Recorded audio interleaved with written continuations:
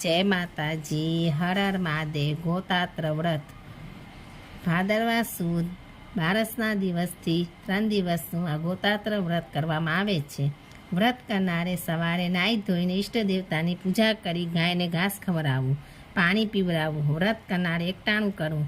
આ વ્રત કરવાથી આપણા પાપો નાશ થાય છે અને આપણને સુખ સમૃદ્ધિ તથા આપણી સર્વે ઈચ્છા તમન્ના પૂર્ણ થાય છે અને શાંતિ પ્રાપ્ત થાય છે.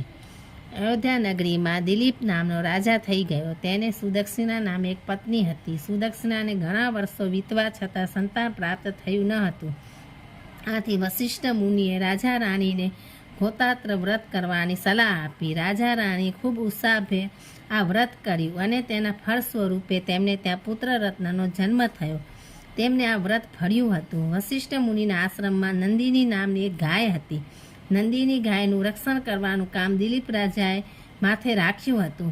એકવાર નંદિનીને દિલીપ રાજાને કસોટી કરવાનું મન થયું. આથી વનમાં જ્યારે નંદિની ચરી રહી હતી અને દિલીપ રાજા તેનું રક્ષણ કરી રહ્યા હતા ત્યારે ત્યાં અચાનક એક સિંહ ત્રાટકી પડ્યો અને નંદિની પર તરાપ મારવા માંડ્યો. આ દ્રશ્ય જોઈને રાજા ઉશ્કેરાઈ ગયો અને નંદિનીને સિંહના પંજામાંથી છોડાવવા પ્રયત્ન કરવા લાગ્યો. ત્યારે એ વખતે સિંહે કહ્યું, રાજા, હું ગાયને જીવતી તો જવા દઉં, પણ મારે ભૂખ્યા રહેવું પડે એનું શું? રાજાએ કહ્યું, વનરાજ, તમારે ભૂખ્યા નહીં રહેવું પડે. જો તમે નંદિનીને છોડી મૂકશો તો હું મારું શરીર તમારા ચરણે ધરીશ. આ સાંભળી નંદિની ખુશ થઈ ગઈ અને તેણે દિલીપ રાજાને પુત્ર પ્રાપ્ત થાય વરદાન આપ્યું. ગોતાત્ર વ્રતનો મહિમા અપાર છે. જય શ્રી કૃષ્ણ. જય માતાજી. હર હર મહાદેવ. જય શ્રી કૃષ્ણ. જય માતાજી. હર હર મહાદેવ.